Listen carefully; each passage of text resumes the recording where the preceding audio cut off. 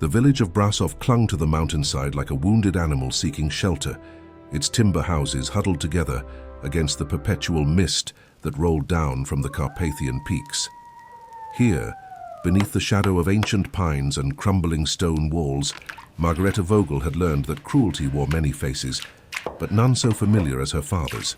She stood in the kitchen of their modest home, her hands red and raw from scrubbing the morning's dishes in water, so cold it made her fingers ache. At 23 years old, Margarethe had long since abandoned any hope of the life other young women in the village enjoyed. There would be no courtship for her, no stolen glances at the Sunday market, no whispered promises beneath the linden trees. Her father, Wilhelm Vogel, had made certain of that. The sound of his boots on the wooden stairs sent a familiar tremor through her chest. She did not need to turn around to know he was watching her with that expression of perpetual disappointment that had been her constant companion since childhood. Wilhelm was a merchant of moderate success, a man who dealt in wool and grain and took great pride in his standing among the village's more prosperous families. He was also a man who believed his daughter's very existence was a curse upon his house. "You grow fatter each day," he said, his voice carrying the particular coldness he reserved for her alone. "How much of my hard-earned coin do you consume with your endless appetite? Your mother died bringing you into this world, and you repay her sacrifice by becoming more grotesque with each passing season." Margarette's hands stilled in the wash-basin. She had heard these words, or variations of them, so many times that they should have lost their power to wound. Yet somehow each time felt like the first. She was not in truth as large as her father claimed. Her body was soft and round, her frame sturdy rather than delicate, but she was no monster. In a different home, with different eyes upon her, she might have been called handsome, even beautiful in her own way. But Wilhelm Vogel saw only failure when he looked at his daughter, only the wife he had lost and the son he had never gained. "I work for my keep, father," Margarethe said quietly, not turning from the basin. "I clean, I cook, I tend the house. I ask for nothing beyond what you would give any servant." "A servant would cost me less," Wilhelm replied. "A servant I could dismiss. You, I am cursed to bear, until some fool takes pity on me and accepts you as a wife. Though what man would want a woman who resembles a sow more than a bride? I cannot fathom." The words settled into Margarette's bones like winter cold. She had learned long ago not to defend herself, not to cry, not to show any reaction that might feed her father's cruelty. She simply continued washing the dishes, her movements steady and methodical, while inside her chest, her heart curled smaller and smaller like a flower closing against the frost. Wilhelm turned and left the kitchen, his footsteps heavy on the wooden floor. Margarethe heard him moving through the house, heard the sound of papers rustling in his study, heard the clink of a bottle against glass. It was barely past noon, but her father had been drinking more frequently these past months. She had noticed the worried lines deepening around his eyes, the way his hands trembled slightly when he thought no one was watching. Something was wrong, though Wilhelm would never confide his troubles to his daughter. Men of his position did not share their burdens with women, and certainly not with a daughter he considered worthless. But Margarethe was observant, and she had seen the letters that arrived with increasing frequency, sealed with red wax and bearing a coat of arms she did not recognize. She had seen her father's face pale when he read them, seen him pace his study late into the night, muttering to himself in the candlelight. That evening, as Margarethe prepared a simple supper of bread, cheese, and cold mutton, her father emerged from his study with a visitor. The man was tall and thin, dressed in black from head to toe, with a face so gaunt it seemed almost skull-like in the firelight. His eyes were deep-set and watchful, and when they fell upon Margarethe, she felt a chill that had nothing to do with the evening air. "This is your daughter," the man said. It was not a question. "Yes," Wilhelm replied, his voice tight. "This is Margarethe." The stranger circled her slowly, studying her as one might study a horse at market. Margarethe kept her eyes lowered, her hands folded before her, feeling the weight of his gaze like a physical thing. She could smell something strange about him, something that reminded her of old crypts and turned earth. "She is healthy," the man said finally. "That is something at least. My master has little use for frail creatures. They break too easily." "Your master," Wilhelm said, and there was something desperate in his voice now, Does he accept this arrangement? Will my debt be considered paid? The stranger smiled, though there was no warmth in it. If she proves suitable, your debt will be forgiven. But understand this, merchant. If she displeases him, if she proves troublesome or weak, the debt will double. And next time, it will not be your daughter's life that satisfies the account, but your own. Wilhelm's face had gone the color of old parchment. He nodded once, a jerky movement that reminded Margarethe of a puppet on strings. She realized, with a cold clarity that settled over her like snow, that her father had sold her. She did not know to whom or for what purpose, but she understood that she was no longer his burden to bear. She had become a form of currency, payment for some obligation he could not otherwise meet. "What is happening?" Margarethe asked, her voice barely above a whisper. "Father, what have you done?" Wilhelm would not meet her eyes. "You leave tomorrow night," he said. "Pack only what you can carry. You belong to Count Dracula now." The name hung in the air like a curse. Margarethe had heard it before, of course. Every child in the Carpathian valleys knew the name of the Count who dwelt in the castle high above the mountain pass. He was a figure of legend and nightmare, a creature who had lived for centuries, who commanded the darkness itself. Mothers frightened disobedient children with tales of his hunger, his cruelty, his supernatural powers. The village priest spoke of him only in whispers, making the sign of the cross whenever his name was mentioned. And now Margarethe belonged to him. She looked at her father, this man who had given her life and spent every day since wishing he had not, and she saw nothing in his face but relief. He was rid of her at last, this unwanted daughter, this reminder of his dead wife. That she was being sent to a monster mattered less to him than the fact that his debt was paid, and she would no longer consume his resources or embarrass him with her presence. Margarethe felt something shift inside her chest, something that had been crouching in the shadows of her heart for as long as she could remember. It was not grief, though there was grief in it. It was not anger, though there was anger too.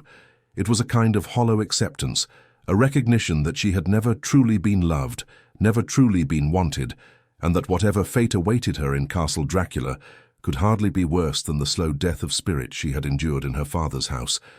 "I understand," she said quietly. "I will be ready." The stranger nodded, satisfied. "A carriage will come for you at sunset tomorrow. Bring nothing of value. My master provides all that is needed within his walls." He turned to leave, his black cloak sweeping behind him like a raven's wing. At the door, he paused and looked back at Margarethe. "One more thing, girl, do not attempt to flee. Do not seek help from the village priest or the local magistrate. Such attempts would be unwise. My master's reach is long, and his patience for disobedience is non-existent. Accept your fate with grace, and you may find it more bearable than you imagine." Then he was gone, disappearing into the night like smoke. Wilhelm poured himself another drink, his hands shaking so badly that whiskey splashed onto the table.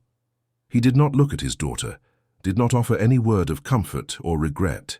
He simply drank, staring into the fire as if he could find absolution in the flames. Margarethe climbed the narrow stairs to her small room under the eaves.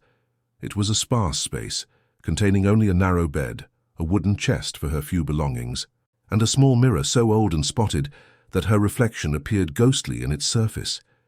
She sat on the edge of the bed and looked at herself, really looked, perhaps for the first time in years. She saw a young woman with soft brown hair that curled at the temples, dark eyes that held more sadness than any 23-year-old should carry, and a face that was round and gentle rather than delicate. Her body was full and curved, strong from years of labor, padded with the softness her father despised. She was not the porcelain beauty celebrated in ballads and portraits, but she was not monstrous either. She was simply herself, Margarethe Vogel, a woman who had never been allowed to believe she was worth loving. Tomorrow night, she would be taken to Castle Dracula. She would become the property of a vampire, a creature of darkness and eternal hunger. She did not know what he wanted with her, could not imagine what purpose she might serve in his immortal existence. Perhaps he needed servants, perhaps he needed victims, perhaps it did not matter at all, and she was simply another transaction in a world where daughters were commodities and fathers were merchants of flesh. Margarethe lay back on her bed and stared at the ceiling, listening to the wind howl through the mountain passes above. Tomorrow her life would change forever, one way or another. Tonight she allowed herself to feel the full weight of her father's rejection, the bitter knowledge that she had never been enough, would never be enough to earn his love. And somewhere in the distance, barely audible over the wind, she thought she heard the mournful howl of wolves echoing through the darkness, as if the mountains themselves were singing a lament for the innocent maiden who would soon pass through their shadows into a realm where mortal laws no longer applied and the sun's warm mercy could not reach.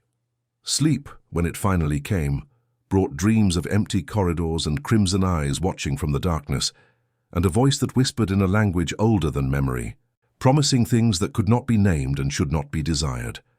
Tomorrow would come regardless, as it always did, and with it, the carriage that would carry Margarethe Vogel away from everything she had ever known, into the cold embrace of an immortal darkness that waited with patience older than empires.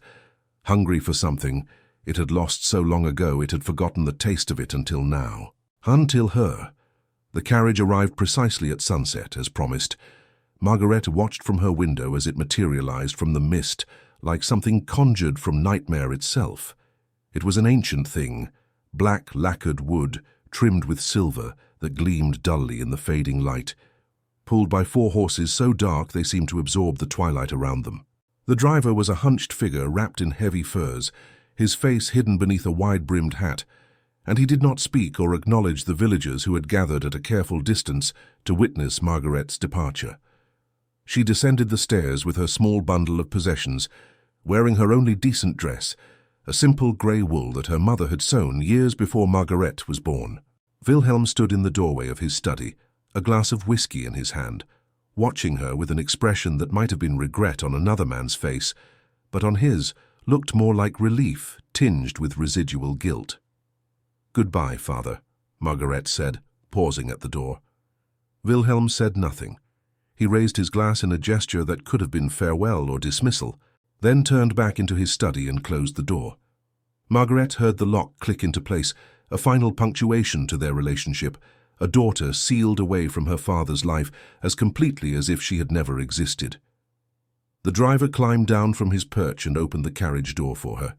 Up close she could see that his hands were gnarled and ancient, the skin mottled with age spots and covered with coarse hair.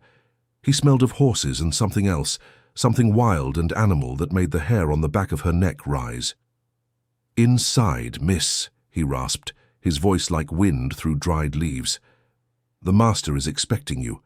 Margarethe climbed into the carriage, her bundle clutched against her chest.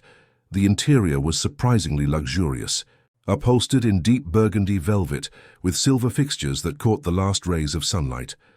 There were heavy curtains on the windows, already drawn closed, and a small lamp that cast a warm glow over the confined space. It was more comfortable than anywhere Margarethe had ever sat in her life, and that somehow made everything more unsettling. The door closed with a heavy thud, and immediately the carriage lurched forward. Margarethe pulled back one of the curtains and watched as Brasov disappeared behind them, the village growing smaller and smaller until it was just a cluster of lights against the darkening mountain. She saw faces at windows, villagers watching her departure with a mixture of pity and relief. No one waved. No one called out a farewell. She was simply gone, removed from their world like an uncomfortable memory finally forgotten. The road climbed steeply into the mountains, winding through forests so dense that even the fading daylight could not penetrate them. The trees here were ancient, their trunks thick and twisted, their branches reaching across the road like grasping fingers. Margarethe heard wolves howling in the distance, their voices rising and falling in haunting chorus. Once she thought she saw eyes gleaming in the darkness between the trees, yellow and luminous and utterly inhuman, but when she looked again, they were gone. Hours passed. The carriage swayed and rocked over the uneven road, climbing higher and higher into the mountains. Margarethe tried to keep track of their progress, but the darkness was so complete, and the curtains blocked so much that she soon lost all sense of direction. She might have been traveling to the very edge of the world for all she knew. Finally, after what felt like an eternity, the carriage slowed. Margarethe pulled back the curtain and gasped. Castle Dracula rose before her like a monument to darkness itself. It stood atop a sheer cliff face, its walls and towers carved from black stone that seemed to drink in what little moonlight touched it. Gothic spires pierced the night sky, and narrow windows glowed with a faint reddish light that pulsed like a heartbeat. The castle was massive, sprawling across the mountaintop in a maze of battlements and courtyards, connected by arched bridges that spanned dizzying drops into the abyss below. It looked less like a dwelling, and more like a fortress against heaven itself, a place where darkness had taken root and would never be dislodged. The carriage passed through an enormous gate set in walls 30 feet thick, the ancient wood reinforced with iron bands and covered with symbols that Margarethe did not recognize. They entered a courtyard paved with smooth black stone, surrounded by arcades and columns that disappeared into shadow. Torches burned in iron sconces, their flames a strange blue-white that cast everything in an otherworldly glow. The carriage stopped. The door opened. Margarethe stepped out onto the stone courtyard, her legs unsteady after the long journey. The air here was different, colder and thinner, and it carried scents she had never encountered before. There was stone and age and something metallic that reminded her of blood. But underneath it all was something else, something that made her think of silk and wine, and secrets whispered in the dark. "Welcome to Castle Dracula," a woman's voice said. Margarethe turned and found herself facing a tall, elegant woman dressed in black velvet that rustled softly as she moved. She was beautiful in a way that seemed almost painful, her features too perfect to be entirely human. Her skin was pale as marble, her hair black as a raven's wing, and piled high on her head in an elaborate style. Her eyes were the color of garnets, and when she smiled, Margarethe saw that her teeth were just slightly too sharp. "I am Carmilla," the woman said. "I manage the household staff. You will address me as Mistress Carmilla. You will obey all instructions given to you without question or delay. You will not wander the castle alone. You will not enter any room that is locked. You will not speak to the master unless he addresses you first. Do you understand these rules?" "Yes," Margarethe whispered. "Good." Carmilla's smile widened slightly. "You are more compliant than the last one. That will serve you well. The master has little patience for hysterics or foolishness." "What happened to the last one?" Margarethe asked before she could stop herself. Carmilla's expression did not change, but something flickered in those garnet eyes, something ancient and hungry. "She displeased him," Carmilla said simply. "You would be wise not to repeat her mistakes." She turned and walked toward a massive doorway at the far end of the courtyard. "Follow me. I will show you to your chambers. You will have tonight to rest and orient yourself. Tomorrow evening you will be presented to the master." Margarethe followed, her bundle still clutched against her chest like a shield. They passed through the doorway into a great hall so vast that the ceiling disappeared into shadow. Enormous pillars, carved with strange figures, rose on either side, and the floor was polished black marble that reflected the torchlight like dark water. Tapestries hung from the walls, depicting scenes of battles and hunts and things that Margarethe did not want to examine too closely. There was something wrong about the perspective in those images, something that hurt to look at directly. They climbed a wide staircase that curved up and up, passing landing after landing. Margarethe's legs began to ache, but Carmilla moved with effortless grace, her feet barely seeming to touch the stone. They passed through corridors lined with portraits, hundreds of faces staring down from their frames, nobles and knights and ladies in fashions from centuries past. But there was something disturbing about those painted eyes. They seemed to follow Margarethe as she passed, and she could have sworn she saw some of them blink. Finally, they reached a heavy wooden door banded with iron. Carmilla produced a large key from somewhere in her gown and unlocked it, pushing the door open with one pale hand. "These are your chambers," she said. "You will find everything you need inside. There is water for washing. A wardrobe with suitable clothing and food will be brought to you shortly. The door locks from the outside as well as the inside. I suggest you keep it locked when you are within, especially during the hours before dawn. There are things in this castle that do not distinguish between guests and prey." She handed Margarethe the key, her fingers ice-cold when they brushed against Margarethe's hand. "Rest well," she said. "Tomorrow your new life truly begins." Then she was gone, gliding away down the corridor with that same effortless movement, leaving Margarethe alone in the doorway. Margarethe entered the room and closed the door behind her, turning the lock with trembling fingers. The chamber was larger than any room she had ever occupied, easily 4 times the size of her tiny space in her father's house.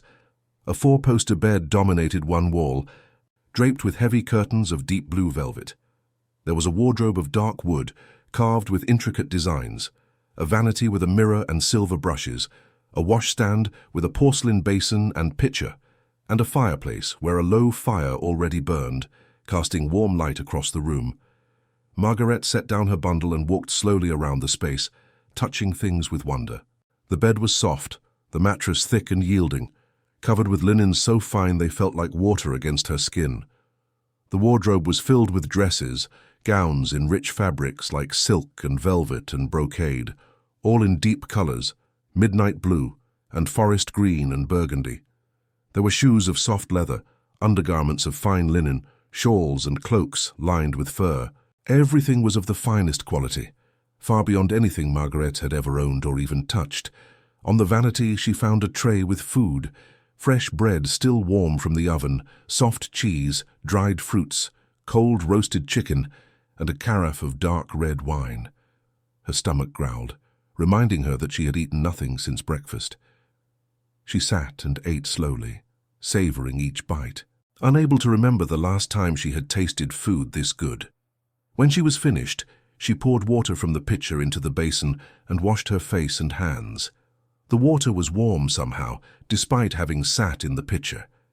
She looked at herself in the mirror and barely recognized the woman staring back. She looked tired, yes, but there was something else in her expression now, something that had not been there when she left Brasov. It was not hope exactly, but perhaps the absence of hopelessness, a kind of neutral openness to whatever might come. Margarethe changed into one of the nightgowns from the wardrobe, soft white cotton that fell to her ankles, and climbed into the enormous bed. The mattress seemed to embrace her, the pillows cradled her head, and the blankets were heavy and warm. Despite everything, despite the fear and uncertainty and the knowledge that she was now the property of a vampire, she felt more comfortable than she had in years. As she lay there in the darkness, listening to the fire crackle and the wind howl outside the narrow window, Margarethe thought about her father. She wondered if he was relieved now, if he was sleeping peacefully for the first time in months, his debt paid and his unwanted daughter gone. She wondered if he felt any guilt at all, or if she had always been so worthless to him that her absence was simply a matter of practical economics. And she thought about Count Dracula. What kind of creature was he? What did he want with her? The gaunt man who had come to her father's house had spoken of her being suitable, as if she were being evaluated for some specific purpose. But what purpose could a vampire possibly have for a plain, overweight merchant's daughter from a forgotten mountain village? Margarethe closed her eyes and tried to sleep, but sleep was slow to come. The castle was not silent. She heard sounds echoing through the walls, footsteps that came and went with no apparent source, distant music that might have been beautiful if it did not sound so mournful, and once a scream that cut off abruptly, leaving only silence more terrible than the sound itself. She pulled the blankets higher and reminded herself that the door was locked, that Carmilla had said she would be safe if she stayed in her room. But she knew with the certainty of instinct that locks meant nothing in a place like this. If something wanted to reach her, wanted to harm her, no bolt or key would keep it out. Finally, exhaustion claimed her, and she slipped into uneasy dreams. She dreamed of red eyes watching her from the darkness, of a voice that spoke her name with a tenderness that seemed impossible from a monster's lips, of cold hands that touched her face with a gentleness that made her want to weep. And in her dreams, she felt something she had never felt in her waking life, something dangerous and seductive and utterly forbidden. She felt wanted.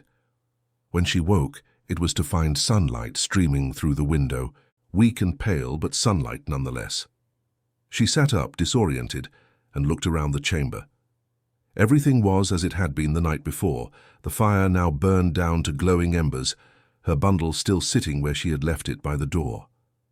But on the vanity there was something new, a single red rose in a crystal vase, its petals perfect and dark as blood, and beside it, a note written in elegant script on heavy parchment. "Rest well, Margarethe. Tonight we meet at last. Do not be afraid. You are not what I expected, and that intrigues me more than beauty ever could. Until this evening, you are under my protection. Nothing in this castle will harm you. This I swear on what remains of my tarnished honor." It was signed simply with a single initial in flowing script. Margarethe picked up the rose, her fingers trembling slightly. The petals were soft as silk, and when she brought it close she could smell its perfume, rich and intoxicating. No one had ever given her flowers before. No one had ever written her a note, had ever promised to protect her, had ever suggested that she intrigued them. She should have been terrified. She was the captive of a vampire, trapped in a cursed castle miles from any hope of rescue. But as she stood there holding that impossible rose, reading those impossible words, Margarethe felt something stirring in her chest that she had never felt before: curiosity, and beneath it, something even more dangerous: the faint, fragile beginning of hope. Margarethe spent the day in a state of nervous anticipation. She bathed in water that Carmilla's servants brought in steaming copper pitchers, scrubbing away the dust of travel and the lingering scent of her father's house. She chose a dress from the wardrobe, settling on a gown of deep emerald velvet that fit her surprisingly well, as if it had been made for her specific measurements. The fabric was rich and heavy, trimmed with black lace at the collar and sleeves, and when she looked at herself in the mirror, she barely recognized the woman staring back. The dress did not try to hide her body or minimize her curves. Instead, it seemed designed to embrace them, to celebrate the fullness of her figure rather than apologize for it. The bodice fit snugly, lifting and shaping, while the skirt fell in elegant folds that swished softly when she moved. For the first time in her life, Margarethe looked at her reflection and did not immediately catalogue all her flaws. She simply looked and saw a woman who might, in the right light and to the right eyes, be considered handsome. As the afternoon wore on, the sunlight streaming through her window grew weaker and more slanted. Margarethe could feel the approach of evening like a physical presence, a weight settling over the castle as shadows lengthened and the temperature dropped. She heard the castle coming alive around her, footsteps in distant corridors, voices speaking in languages she did not recognize, and always, underneath everything, a sound that might have been wind or might have been breathing. Just as the sun touched the horizon, turning the sky outside her window to shades of blood and amber, there came a soft knock at her door. Margarethe's heart leaped into her throat. She crossed the room, her hand hesitating over the lock, then turned the key and opened the door. Carmilla stood in the corridor, looking exactly as she had the night before, as if she had not moved or aged or changed in any way during the intervening hours. "It is time," she said simply. "The master will see you now. Follow me and remember what I told you. Speak only when spoken to. Answer truthfully. Do not try to run." "Where would I run to?" Margarethe asked quietly. "We are miles from anywhere, and I have nowhere to return to even if I could find my way down the mountain." Something like approval flickered in Carmilla's eyes. "You are more intelligent than most," she said. "That will serve you well. The master has little patience for those who cannot accept reality. Come." They descended through the castle, but not by the route they had taken the night before. These corridors were narrower, older, the stone walls carved with symbols that seemed to shift and writhe in the torchlight. They passed rooms with doors that stood slightly ajar, and through those gaps, Margarethe glimpsed things that made her look quickly away. A room full of mirrors that reflected nothing, a chamber where paintings covered every surface, including the ceiling, all depicting the same pale face with red eyes. A library so vast it seemed to have no end, the shelves disappearing into a darkness that swallowed the torchlight. They descended a spiral staircase that seemed to go down forever, the steps worn smooth by centuries of use. The air grew colder as they descended, and Margarethe could smell damp stone and something else, something organic and faintly sweet that reminded her of funeral flowers. Finally they reached the bottom and entered a corridor lined with suits of armor, their empty helms turned toward the passage as if watching. At the end of the corridor stood two massive doors of dark wood, carved with scenes of wolves and bats and creatures that were neither wholly animal nor wholly human. Carmilla paused before them and turned to Margarethe. "Beyond these doors is the master's private hall," she said. "He rarely receives guests there. You should consider it an honor that he has chosen to meet you in such intimacy. Remember, be truthful, be respectful, and above all, be yourself. He has no use for pretense or false flattery. He has seen too much of the world to be deceived by performance." She pushed open the doors, and Margarethe stepped through into a realm that seemed to exist outside of time itself. The hall was enormous, its vaulted ceiling lost in shadow far above. Massive pillars carved from black marble rose like ancient trees, and between them hung tapestries that depicted scenes from history and myth, battles and coronations and dark rituals performed under blood moons. A fire burned in a fireplace large enough to roast an ox, but the flames were strange, dancing in colors that fire should not possess, blues and greens and purples that cast the room in an otherworldly glow. At the far end of the hall, on a raised dais, stood a throne carved from a single piece of obsidian, and seated upon that throne was Count Dracula. Margarethe's breath caught in her throat. He was not what she had expected. The legends spoke of a monster, a creature of nightmare with fangs and claws and eyes that burned with hellfire. But the man who sat before her, watching her approach with an expression of careful curiosity, was beautiful in a way that seemed almost cruel. He appeared to be perhaps 35 years of age, though she knew he was far, far older than that. His features were aristocratic and refined, high cheekbones and a strong jaw, a mouth that might have been sensual if it did not look so practiced at concealing emotion. His hair was long and dark, pulled back from his face, and his eyes were the color of smoke and storm clouds, grey with hints of silver that caught the strange firelight. He wore black, as she had somehow known he would, a long coat of fine wool over a shirt of silk, simple but perfectly tailored. There was an old-world elegance to him, a formality that spoke of centuries past when nobility meant something more than wealth. And there was power in him, even sitting perfectly still. Margarethe could feel it radiating from him like heat from a forge, ancient and terrible and utterly controlled. "Approach," he said, and his voice was like nothing she had ever heard. It was deep and resonant, cultured and precise, but underneath it was something else, something that made her think of velvet hiding steel, of honey concealing poison.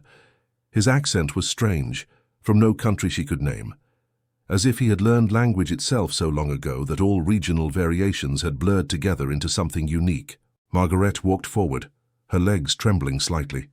She was acutely aware of Carmilla withdrawing, the doors closing behind her, leaving her alone with the vampire lord.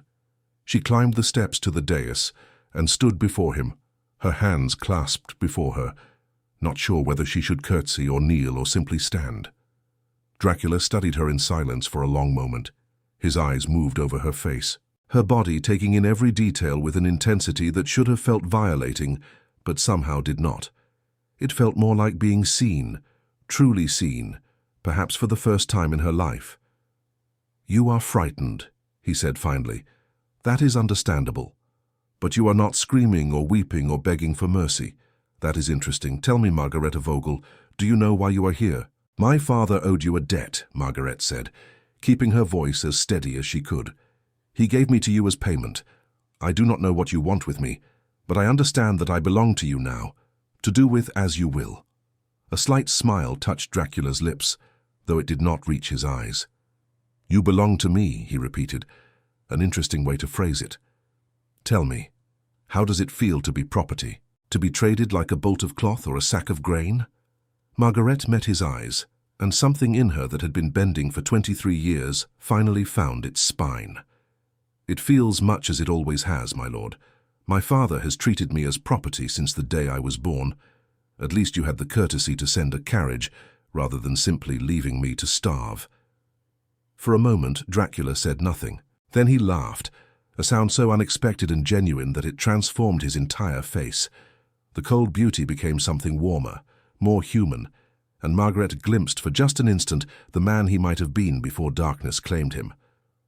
"Ah," he said, his eyes brightening with something that might have been delight. "There is fire in you after all," I wondered. Your father described you as timid and worthless, a burden he was desperate to be rid of. But I see defiance in your eyes, Margarethe.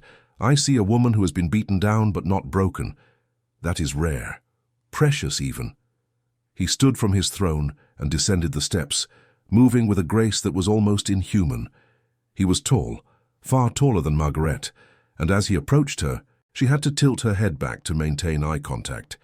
He stopped just in front of her, close enough that she could feel the cold radiating from his body, close enough to see that his skin was flawless, poreless, like carved marble.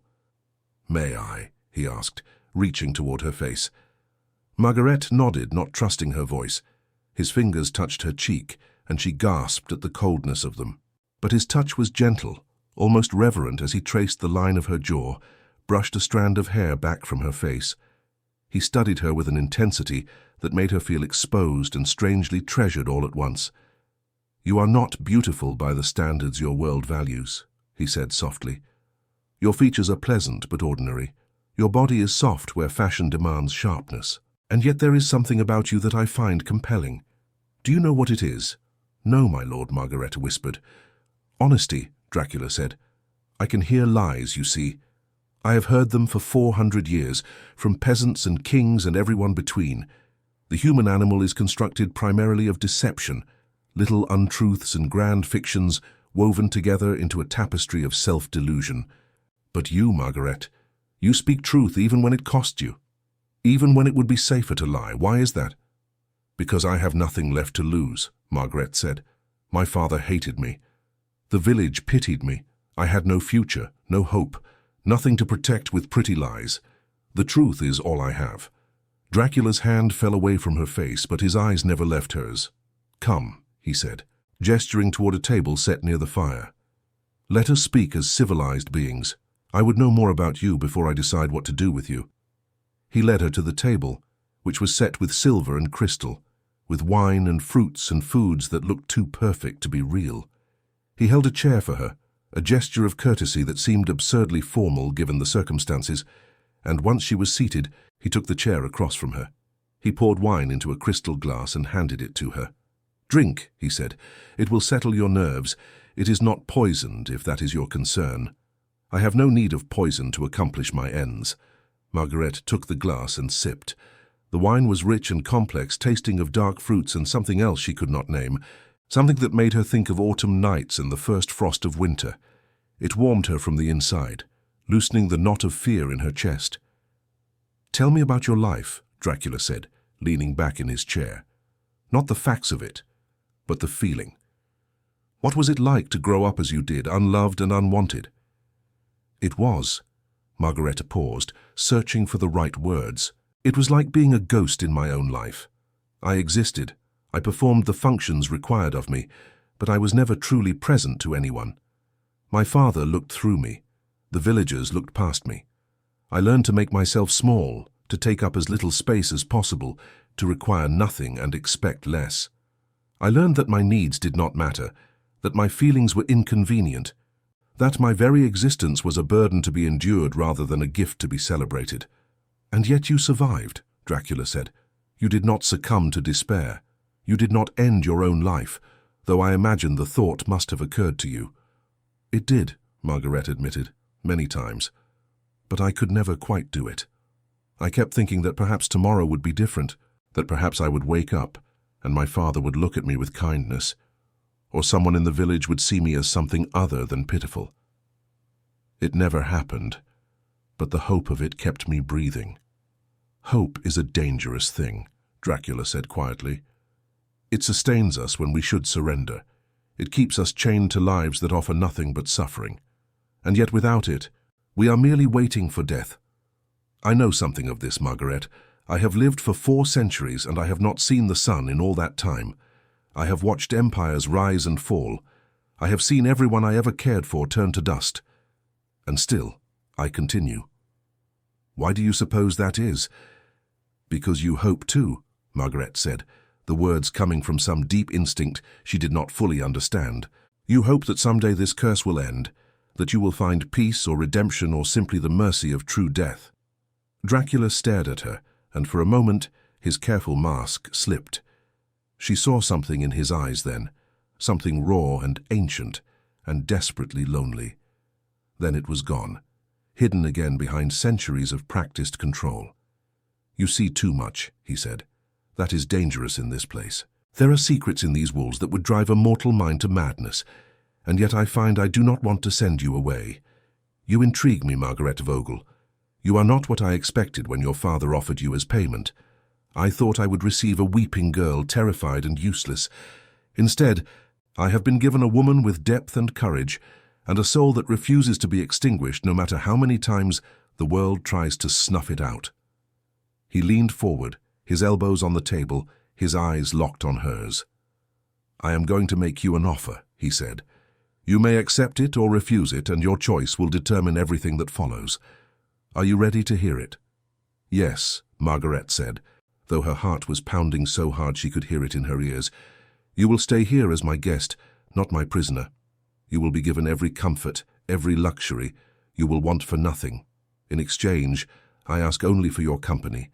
I wish to speak with you, to know you, to understand what makes a soul like yours persist when so many others would have shattered. You will dine with me each evening. You will walk with me through my halls. You will share your thoughts and your stories, and in time, if you prove willing, I may ask for more." "More," Margarethe repeated. "What more?" Dracula smiled, and this time there was something predatory in it, something that reminded her exactly what he was. "That remains to be seen," he said. "But understand this, Margarethe.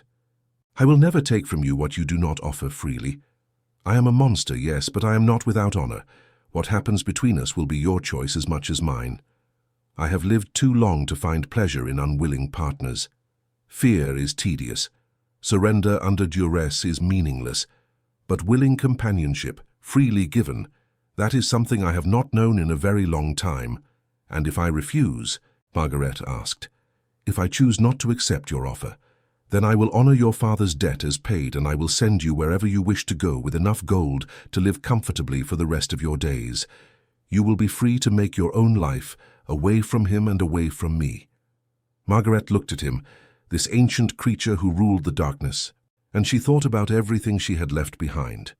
She thought about her father's house, cold and loveless. She thought about the village where no one had ever truly seen her. She thought about the life that awaited her if she left, alone and unprotected, with nothing but gold to keep her company. And she thought about the past day, about the rose on her vanity, and the note written in elegant script, about the dress that fit her perfectly, and the room where she had slept more peacefully than she had in years, about the way Dracula had touched her face with such unexpected gentleness, had listened to her words as if they mattered, had seen her not as a burden but as something intriguing. "I accept," she said. "I will stay." Dracula's eyes blazed with something that might have been triumph or might have been relief. "Then let us drink to new beginnings," he said, raising his own glass. They touched crystal to crystal, the sound ringing through the vast hall like a bell, and as Margarethe drank, she felt the last threads connecting her to her old life snap and fall away. She was no longer Wilhelm Vogel's unwanted daughter. She was no longer the pitied maiden of Brasov. She was Margarethe, guest of Count Dracula, and whatever that meant, whatever darkness or wonder or terror it might bring, it would be hers to choose. For the first time in her life she had agency, and that was worth more than safety, more than certainty, more than all the gold in the world. They talked long into the night, Dracula asking questions, and Margarethe answering with the same unflinching honesty that had first caught his attention. He wanted to know about her childhood, her dreams, her fears, her thoughts on God and mortality and the nature of evil. And she found herself speaking freely, saying things she had never said to anyone, thoughts she had kept locked away in the deepest chambers of her heart. And Dracula listened. He listened as if her words were precious, as if her experiences mattered, as if she were not merely some curiosity, but a person worthy of his time and attention. When the sky outside began to lighten with the first hint of dawn, Dracula stood. "I must retire," he said. "The sun is not kind to creatures such as I. Carmilla will escort you back to your chambers. Rest well, Margarethe. We will speak again tomorrow evening." He took her hand and raised it to his lips, pressing a kiss to her knuckles. His lips were cold but soft, and the gesture was so courtly, so unexpectedly tender, that Margarethe felt tears prick her eyes. "Thank you," she whispered, "for seeing me." Dracula smiled, and for just a moment he looked almost sad. "It is I who should thank you," he said. "You have reminded me of something I thought I had forgotten. What it feels like to be curious about another soul. What it feels like to want to know someone, not for what they can provide, but simply for who they are." Then he was gone, disappearing through a door hidden in the shadows, and Carmilla emerged from wherever she had been waiting. "Come," she said, but her voice was gentler than before. "You have done well. The master is pleased." As Margarethe followed Carmilla back through the labyrinth of corridors and stairs, she realized that everything had changed. She had entered this castle as a sacrifice, a payment for her father's debt, but she was leaving that hall as something else entirely. She was leaving as a woman who had been given a choice, and had made it with open eyes, and whatever came next, whatever darkness or wonder awaited her in the nights to come, she would face it not as a victim but as a willing participant in her own strange story. The castle was silent around her as she climbed into her bed, the first light of dawn casting weak rays through her window. But she did not feel alone. Somewhere beneath the stones and shadows, Dracula slept in whatever dark sanctuary sheltered him from the sun, and she knew, with a certainty she could not explain, that he was thinking of her just as she was thinking of him. Two lonely souls, one mortal and one damned, circling each other in the darkness, and in that circling, the possibility of something neither of them had dared to hope for: understanding, companionship, and perhaps in time, something even more dangerous than that. The days that followed settled into a rhythm that Margarethe had never experienced before, a pattern of comfort and anticipation that felt almost like peace. She spent her daylight hours exploring the parts of the castle that Carmilla deemed safe, wandering through vast libraries filled with books in dozens of languages, sitting in gardens that somehow flourished despite the mountain cold, their flowers blooming in impossible colors under glass domes that filtered the weak sunlight. She read, she walked. She allowed herself to simply exist without purpose or obligation, a luxury she had never known. But it was the evenings she lived for. Each night, as the sun set and darkness claimed the castle, Dracula would send for her. Sometimes they dined in his great hall, the table laden with foods that Margarethe suspected he could not eat, but provided for her pleasure. Sometimes they walked through corridors lined with artwork spanning centuries, and he would tell her stories of the paintings, of the artists who created them, of the worlds they depicted. Sometimes they simply sat by the fire in his private study, talking about everything and nothing, their conversations ranging from philosophy to poetry, to the small observations about life that most people never voiced. Dracula was nothing like the monster of legend. He was cultured and intelligent, his mind sharp from centuries of learning and observation. He had a dry wit that surprised her, a capacity for irony and self-awareness that seemed at odds with his reputation.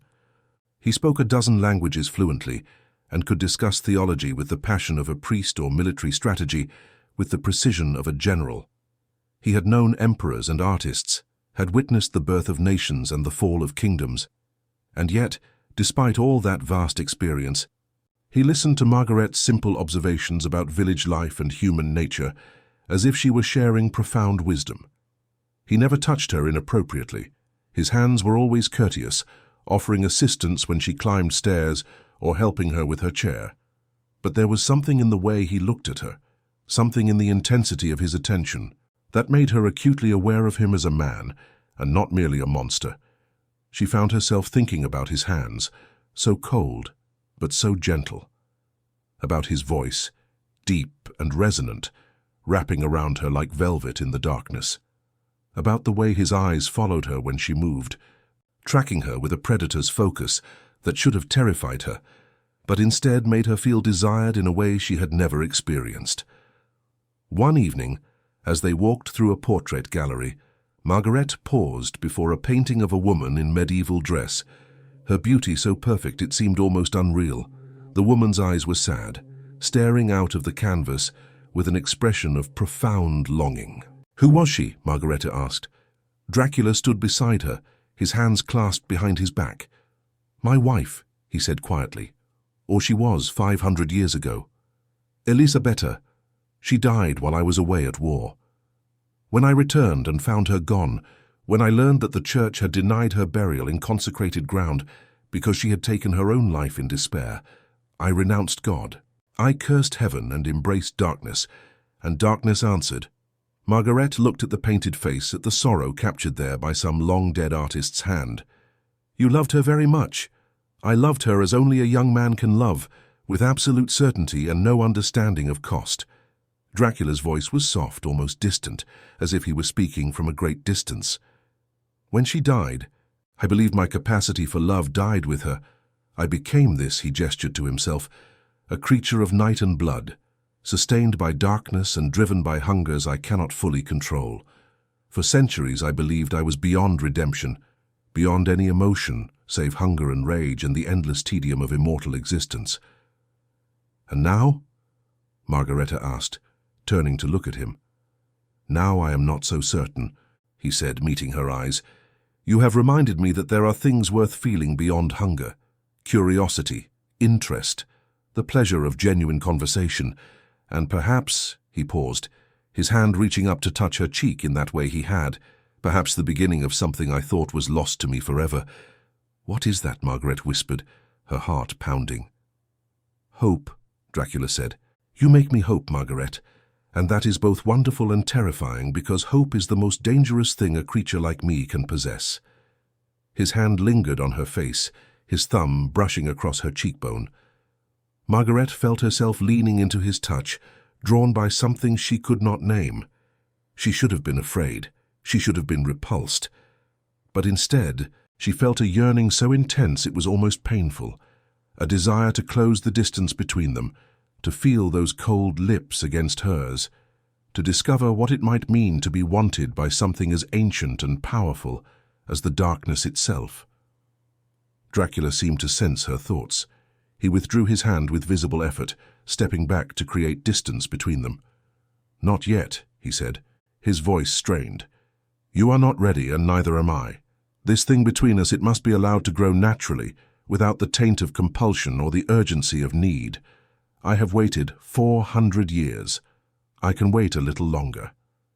They continued their walk in silence, but the air between them had changed. There was an acknowledgement now, unspoken but undeniable. Something was growing between them, something that defied logic and morality and every law of nature. A mortal woman and an immortal monster, drawn together by loneliness and understanding and the fragile hope that perhaps, against all reason, they might find in each other what the world had denied them both. The weeks passed, and Margarethe felt herself changing. She walked with more confidence, spoke with more certainty. The woman who had cowered in her father's house, who had believed herself worthless and unlovable, was disappearing. In her place was someone stronger, someone who had discovered that she had value, that her thoughts mattered, that she was worthy of attention and care. Dracula noticed the change. I am proud of you, he said one evening as they sat in his study, the fire casting dancing shadows across his angular features. You are becoming who you were always meant to be, unshackled from the weight of others' judgment. You did this, Margarethe said. You gave me permission to be myself.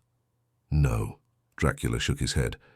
I simply created space for you to discover what was already there.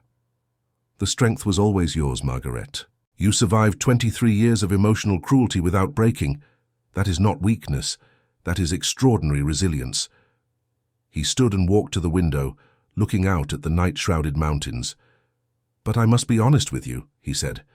What I am, what I require to survive, that has not changed.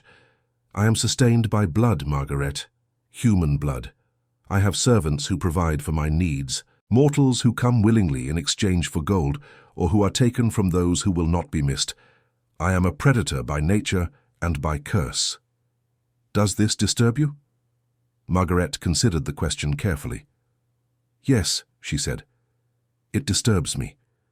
The taking of life, even in small measure, even from those who may deserve it, that troubles my conscience. But I also understand that you did not choose this existence. You were transformed by grief and rage, and forces beyond mortal comprehension. You are trying to survive in a world that offers you no place, no mercy, no hope of redemption. I cannot condone what you do, but I cannot condemn you for it either." Dracula turned from the window, his expression unreadable. "You have a gift for seeing nuance in a world that prefers simple judgments. Most would call me evil and be done with it. You see me as tragic." "Are those not the same thing?" Margarethe asked. "Is not all evil born from tragedy, from wounds that fester and pain that corrupts? I do not believe any soul begins as monstrous. I think monsters are made, carved from human clay by suffering and circumstance." "You sound like a theologian," Dracula said with a slight smile. "Tell me, do you believe in God, Margarethe? After everything you have endured, after seeing me and knowing what I am, do you still have faith?" Margarethe was quiet for a long moment, watching the fire dance and shift. "I believe in something," she said finally. "I do not know if it is the God the priests describe, the stern father who judges and punishes and demands obedience, but I believe there is something beyond this world, some force or presence that gives meaning to existence, and I believe that nothing, not even you, is beyond its mercy if you truly seek it." "I renounced that mercy 400 years ago," Dracula said, but there was something wistful in his voice. "I spat in the face of heaven and chose damnation. There is no path back for me." "Perhaps," Margarethe said, rising from her chair and crossing to stand beside him at the window, "or perhaps mercy is not something that can be lost, only something we stop believing we deserve. You think you are damned because you embrace darkness in a moment of unbearable grief. But grief is not sin, Dracula, and the capacity to feel it, to be broken by loss, that is proof that your humanity was never fully extinguished." Dracula looked at her, and in his eyes she saw something that might have been tears if his cursed body could still produce them. "You are dangerous," he said softly. "You make me want things I gave up centuries ago. You make me wonder if redemption might be possible, if a creature such as I might find peace before the final darkness claims me." He reached out and took her hand, lifting it to his lips. His kiss was gentle, reverent, and when he looked up at her, his expression was unguarded in a way she had never seen before. "I am falling in love with you," he said. "Against all reason, against every law of nature and sense, I am falling in love with you, Margarethe Vogel. And I do not know whether that is salvation or damnation for us both." Margarethe felt her breath catch, felt her heart stutter and race. She looked into those ancient eyes, smoke and silver and infinite sorrow, and she recognized the truth of his words because she felt them herself. This impossible thing between them, this connection that should not exist, it was love. Fragile and new and terrifying, but love nonetheless. "I am falling in love with you too," she whispered. "I know it is madness. I know it is dangerous, but I cannot help what I feel." Dracula pulled her closer, his cold hands framing her face with such gentleness it made her want to weep. "May I kiss you?" he asked. "Truly kiss you, not as courtesy, but as desire?" "Yes," Margarethe breathed. He lowered his head, and his lips met hers in a kiss that was everything and nothing like she had imagined. His mouth was cold but soft, moving against hers with a restraint that spoke of centuries of self-control.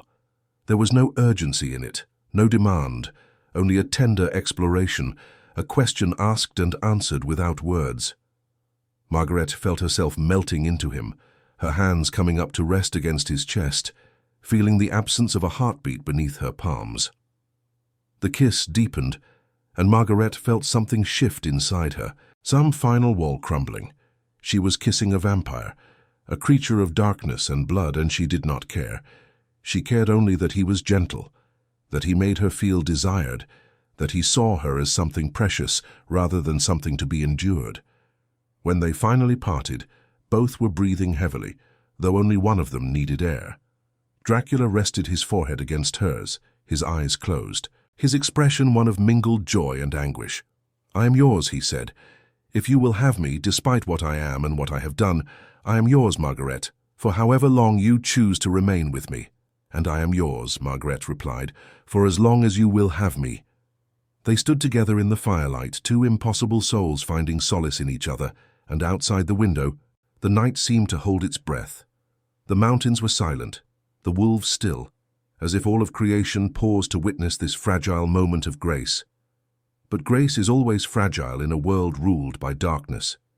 And even as they held each other, even as they allowed themselves to hope for something better, forces were already in motion that would test their newfound love beyond anything either of them could imagine. In the village far below, in the house that had once been Margarethe's prison, Wilhelm Vogel sat in his study with a letter in his trembling hands. It was from a man named Van Helsing, a scholar and hunter of the supernatural, who had heard rumors of Count Dracula's new companion and was most interested in learning more. The letter spoke of duty and righteousness, of the need to destroy evil wherever it festered, and of a generous reward for information about the castle and its inhabitants. Wilhelm read the letter 3 times, his hands shaking worse with each reading. He thought of his daughter, fat and worthless, living in luxury while he struggled with debts and declining business. He thought of the gold Van Helsing promised, enough to restore his fortunes and secure his position, and he thought of how easy it would be to draw a map, to describe the castle's layout, to provide details that might help this hunter achieve his goal. His daughter had never been worth anything to him. Why should her death matter now? He reached for his pen and began to write. Far above in the castle, wrapped in darkness and stone, Margarethe and Dracula remained unaware of the betrayal taking shape below. They had found each other, had discovered love in the most unlikely of places, and for this moment, this precious suspended moment, they allowed themselves to believe that might be enough. That love could conquer darkness, that understanding could bridge the gap between mortal and immortal, that 2 broken souls might heal each other and find peace. They did not yet know that peace was the one thing the world would never allow them to keep, but they would learn. And when they did, when the hunters came and the blood flowed and the choice between love and survival had to be made, Margarethe would discover just how much she had changed, and Dracula would discover whether redemption was truly possible, or if he was doomed to remain what he had always been, a monster who loved. And that was the most dangerous kind of monster there was. 3 weeks after their first kiss, on a night when the moon hung full and blood-red over the Carpathian peaks, Margarethe woke to the sound of screaming.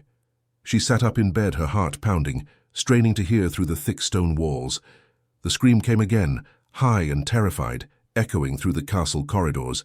Then came the clash of steel on steel, the sound of splintering wood, and voices shouting in German and Latin words of prayer and condemnation. Hunters. Margarethe threw off her blankets and ran to the door, pulling it open to find chaos in the corridor beyond. Servants, both human and vampire, were running in all directions, some fleeing toward the depths of the castle, others rushing to defend against whatever invasion had breached the gates. The air smelled of smoke and something else, something acrid and chemical that burned her nose and throat. She saw Carmilla at the end of the corridor, her elegant gown torn and splattered with blood. The vampire woman's face was transformed, her features sharp and predatory, her fangs fully extended. She was fighting 3 men armed with crosses and wooden stakes, moving with inhuman speed, but even she was being driven back by their numbers and their holy weapons. "Get to the master," Carmilla screamed when she saw Margarethe. "Warn him. They have breached the lower halls. They are burning everything." "Who?" Margarethe asked, but she already knew. Van Helsing, her father. The hunters who saw Dracula not as a tragic figure cursed by grief, but as an abomination that needed to be destroyed. Margarethe ran, her nightgown streaming behind her, her bare feet slapping against cold stone. She knew the way to Dracula's chambers by heart now, had walked these corridors so many times in his company that she could have found them blindfolded. She raced down the spiral staircase, descended into the older parts of the castle where the air was coldest and the darkness most complete. She found him in his private sanctuary, a chamber deep beneath the castle where no sunlight could ever reach. He was standing before a great stone sarcophagus, his sleeping place, and he was preparing to seal himself inside as the approaching dawn would soon demand. He turned when she burst through the door, his expression shifting from calm preparation to alarm when he saw her face. "Margarethe, what is happening?" "Hunters," she gasped, trying to catch her breath. "They are in the castle. They are killing your servants, burning the halls. You must flee. You must hide." Dracula's face hardened, the ancient predator rising to the surface. "How many?" "I do not know." Dozens, perhaps. They have crosses and stakes and fire. Dracula, please, you must go. There must be other passages, other ways out of the castle. There are, Dracula said, crossing to her and taking her hands. But they are blocked by daylight. The sun will rise in less than an hour, Margarethe. I cannot flee. If I leave this chamber, if I am caught in the dawn, I will be destroyed. Then I will defend you, Margarethe said. I will not let them reach you. No, Dracula said firmly, you will go with them. You will tell them I held you prisoner, that you were my victim. They will take you back to your village and you will be safe. I will not, Margarethe said, her voice breaking. I will not betray you. I love you. And I love you, Dracula said, pulling her close, his cold lips pressing against her forehead. Which is why you must live. You have so much life ahead of you, Margarethe. So many years. So many possibilities. I have had centuries. I have seen empires rise and fall. But you are just beginning. I will not let you die for me. I would rather die with you than live without you, Margarethe said, tears streaming down her face. Dracula held her tighter, and she felt something wet on her face that was not her own tears. He was crying too, this ancient vampire who had not wept in 400 years, crying for the love he had found and would now lose. There is a way, he said finally, pulling back to look into her eyes. One way you might survive this night, and we might not be parted. But it would mean giving up your mortality. It would mean becoming what I am, cursed and condemned, living in darkness forever. Margarethe stared at him, understanding flooding through her. You are offering to turn me, to make me a vampire. Yes, Dracula said. I can give you my blood, and you will transform. You will have centuries instead of decades. We will have time, Margarethe. Time to be together. Time to find whatever redemption might be possible for creatures such as us. But it must be your choice, freely made. I will not take this from you without your consent. Above them, the sounds of battle were growing closer. Margarethe could hear footsteps on the stairs, voices calling out in Latin, the hunters making their way toward the sanctuary. They had minutes at most before the door was breached. Margarethe looked at Dracula, at his ancient beautiful face marked with sorrow and hope, and she thought about what he was offering. Eternal life, eternal darkness. She would never see the sun again, never feel its warmth on her face. She would have to feed on blood, would have to kill or at least harm others to survive. She would become the very thing the church condemned, the very thing the hunters sought to destroy. But she would be with him. She would have centuries to know him, to love him, to help him find the peace he so desperately sought. And perhaps in time they might find a way to break the curse, to discover some path back to the light. Or perhaps not. Perhaps they would remain damned forever, two lost souls clinging to each other in the darkness. But at least they would not be alone. Do it, Margarethe said. Make me what you are. Are you certain? Dracula asked. Once this is done, it cannot be undone. You will leave behind everything you were. I was never anything before you, Margarethe said. You gave me life when I had only existence. You saw me when I was invisible. You loved me when I was unlovable. If damnation is the price for staying with you, I will pay it gladly. Dracula cupped her face in his hands and kissed her, deep and desperate, pouring into that kiss all the love and sorrow and hope that 400 years of darkness had not been able to extinguish. Then he pulled back and looked into her eyes one last time. Close your eyes, he said. This will hurt, but only for a moment. Then you will sleep, and when you wake, you will be transformed. Margarethe closed her eyes, her heart pounding. She felt Dracula's lips on her throat, gentle at first, kissing the pulse point. Then she felt the sharp pain of his fangs piercing her skin, felt the strange pulling sensation as he drank. The pain was intense but brief, and then there was something else. A warmth spreading through her body, a lightness that made her feel as if she were floating. She felt herself growing weaker, felt her heartbeat slowing, felt the world beginning to fade. But just before consciousness left her entirely, she felt something new at her lips, tasted something rich and metallic and strangely intoxicating. Dracula's blood, offered from a cut on his own wrist, flowing into her mouth and down her throat. "Drink," she heard him say from very far away. "Drink and be reborn." She drank, and the world went dark. When Margarethe opened her eyes again, everything had changed. The darkness of the sanctuary was no longer dark at all. She could see every detail with perfect clarity, could perceive colors she had never known existed, could hear things she had never heard before. The sound of Dracula's breathing beside her, the whisper of air moving through distant corridors, the flutter of bat wings somewhere high above, the thunder of approaching footsteps on the stairs outside. She sat up and looked at her hands. They were pale now, alabaster white, and when she touched her throat, she found no pulse. Her heart was silent in her chest. She was dead and yet more alive than she had ever been. Dracula was kneeling beside her, his face radiant with joy and relief. "You survived the transformation," he said. "I was not certain you would. The process is not always successful, especially with those who possess strong wills. But you are strong, my love, stronger than you ever knew." "I feel different," Margarethe said, her voice sounding strange to her own ears, richer and deeper. "I feel powerful." "You are powerful," Dracula said. "You are immortal now, one of the undying. But we have no time to explore your new gifts. The hunters are here." Even as he spoke, the door to the sanctuary burst open. Men poured through, armed with crosses and stakes and bottles of what Margarethe now recognized as holy water. At their head was a tall man in black, his face hard and righteous, his eyes blazing with zealous fury. This was Van Helsing, the great vampire hunter, the man who had made it his life's mission to eradicate creatures like Dracula from the world. And behind him, shambling and guilty, and avoiding Margarethe's eyes, was her father. "You," Margarethe said, her voice cutting through the chaos. "You brought them here, you betrayed me." Wilhelm Vogel could not meet her gaze. "I did what I had to do," he muttered. "You were already lost.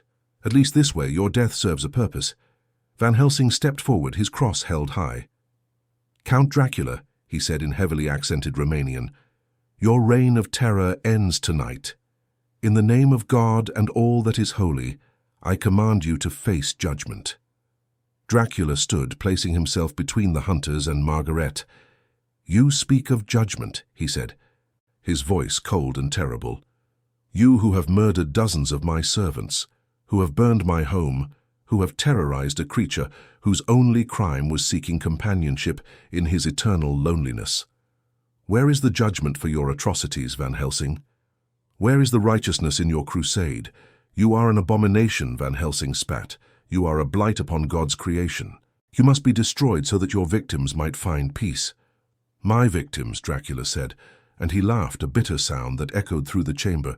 "Tell me, hunter, how many of your own victims lie in your wake? How many innocents have you killed because they had the misfortune to serve me or shelter me or show me kindness?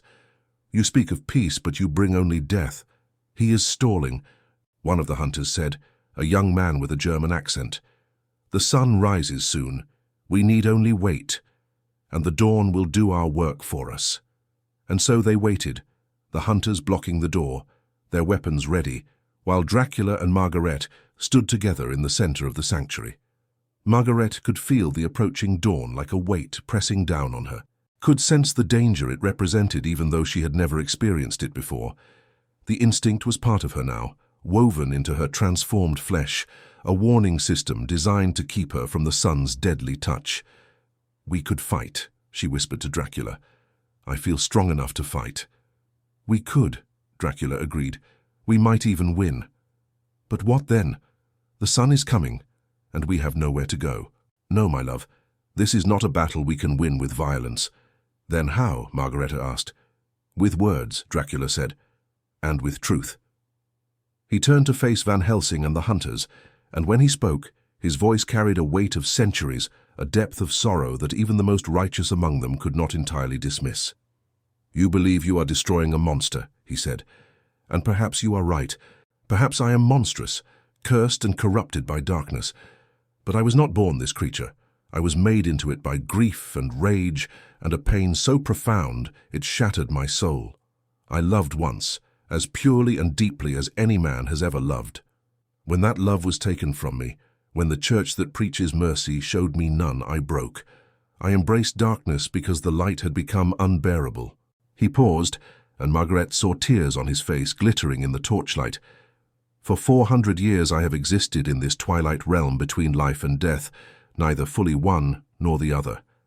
I have done terrible things to survive, things that haunt me, even though I no longer sleep in the mortal sense. I have taken lives, have spread darkness, have been the monster you believe me to be. But this woman," he gestured to Margarethe, "she saw something in me that I thought was lost forever.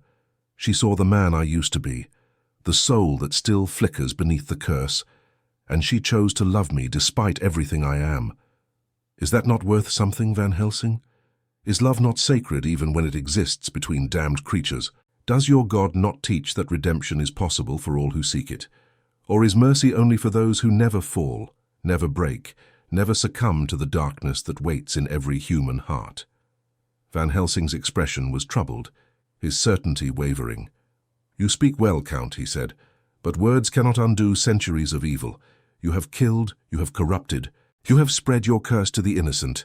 He gestured to Margarethe. "This woman was mortal, was pure, until you tainted her with your blood. Is that love? Or is it damnation?" "It is both," Margarethe said, stepping forward. "And it was my choice. He did not force me.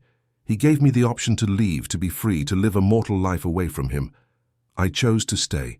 I chose to transform, because a life without him, even a long mortal life filled with comfort and safety, would have been empty. He is the first person who ever truly saw me, who ever treated me as if I mattered. If that is damnation, I embrace it willingly." She turned to her father, who still would not meet her eyes. "You sold me to him," she said. "You treated me as property, as a burden to be discarded. And yet he, a monster by your standards, treated me with more kindness and respect than you ever did. Which of you is truly the monster, father? The vampire who asked for my consent, or the man who never once asked what I wanted?" Wilhelm said nothing, his shame written plainly on his face. Van Helsing looked between Dracula and Margarethe, his jaw tight, his knuckles white on his cross. "This is not how this was supposed to go," he said quietly. "You were supposed to be cowering, begging for mercy. You were supposed to be the clear villain of this story." "There are no clear villains," Dracula said. "Only people making choices in circumstances not of their making. I chose darkness because light failed me. Margarethe chose transformation because mortality offered her nothing. And you, Van Helsing, you chose this crusade because it gives meaning to your existence, gives you a clear enemy to fight, when the real enemies, suffering and loneliness and the cruelty of the human heart, are too complex to defeat with stakes and holy water." The first rays of dawn were beginning to penetrate the higher levels of the castle. Margarethe could sense it, even from the depths of the sanctuary. Time was running out. "Let us go," she said to Van Helsing. "There are passages here that lead deeper into the mountain, places where sunlight never reaches.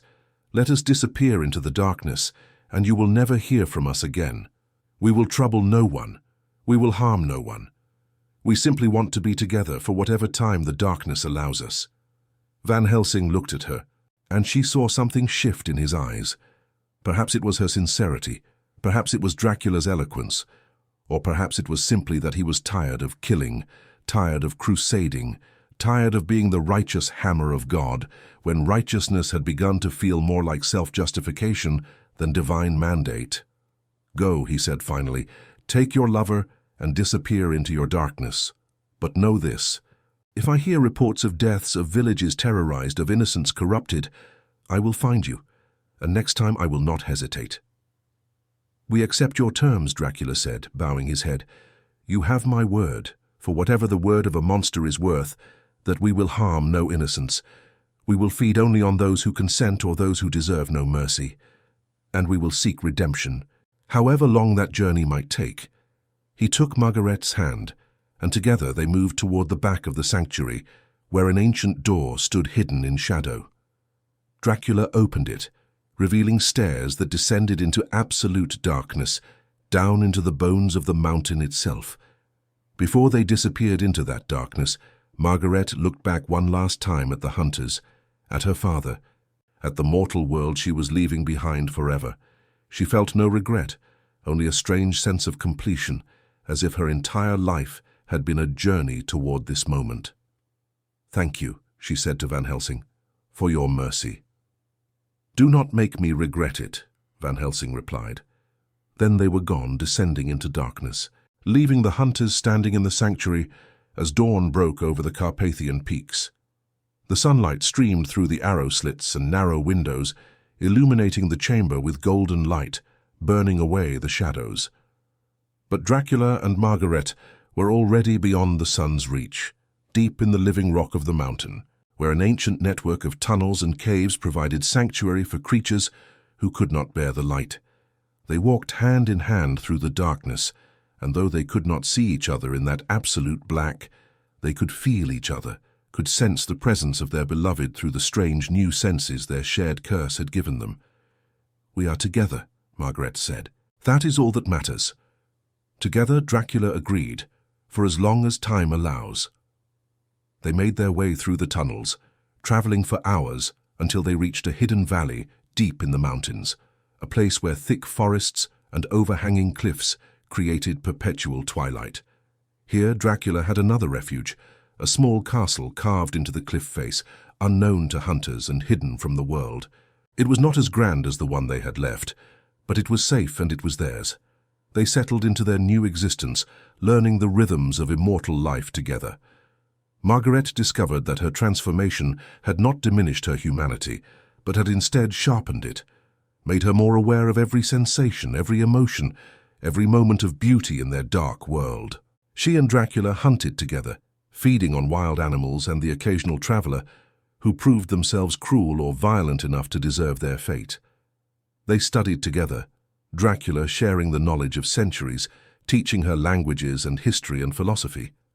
They loved together, discovering the depths of passion possible between two beings who had all the time in the world to explore each other. And slowly, gradually, Dracula began to change. Margarethe saw it in small ways at first. He smiled more easily. He spoke of the future with hope rather than resignation. He began to believe that perhaps redemption was not entirely impossible, that perhaps love was the first step on a long journey back towards some kind of grace. Years passed, then decades. The world changed around them, empires fell and new nations rose, but Dracula and Margarethe remained constant, two immortal souls bound together by choice and love, and the shared hope that their damnation might someday be transformed into something else. They never returned to the ruined castle above the village of Brasov. They heard, through the whispers and rumors that traveled even to their hidden valley, that Wilhelm Vogel had died alone and unmourned, his debts unpaid and his name forgotten. They heard that Van Helsing had retired from hunting, had settled in Amsterdam and written a book about his experiences, though in that book he spoke of one hunt he had abandoned, one vampire he had let escape, and how that decision had taught him that mercy was sometimes more righteous than judgment. And in their hidden valley, in their small castle, carved from living stone, Dracula and Margarethe built a life that defied every expectation. They collected books and art, they composed music and wrote poetry. They created beauty in the darkness, because beauty was its own form of defiance against the curse that bound them. One evening, nearly a century after their transformation, they sat together on a balcony overlooking the valley, watching the stars emerge in the twilight sky. Margarethe rested her head on Dracula's shoulder, and he wrapped his arm around her, holding her close. "Do you regret it?" Dracula asked, "Choosing this life, this darkness?" "Never," Margarethe said, "not for a single moment. You gave me something no one else ever had. You gave me myself. And you gave me something I thought I had lost forever," Dracula said.